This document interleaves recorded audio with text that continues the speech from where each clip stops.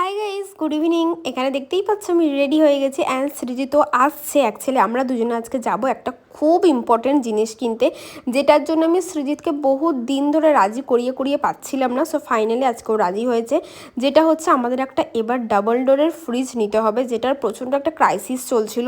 কারণ আজকালকার দিনে ফ্রিজটা খুব ইম্পর্টেন্ট, আর ডাবল ডোরের ফ্রিজটাতে কি অনেকটা স্পেস পাবো, খুব দরকারি একটা জিনিস। তো ফার্স্টে আমরা চলে গেছিলাম খোসলাতে, যেখানে আমাদের তো পছন্দ তো হয়েছিল।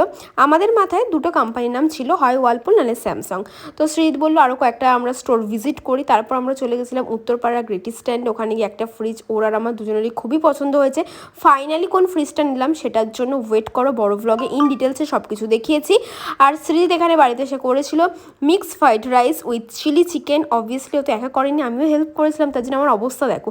আর রেস্টুরেন্টের ফিল দেওয়ার জন্য আমি চামচ নিয়ে রেডি। অ্যান্ড ভিডিওটা ভালো লাগলে প্লিজ লাইক করে দিও।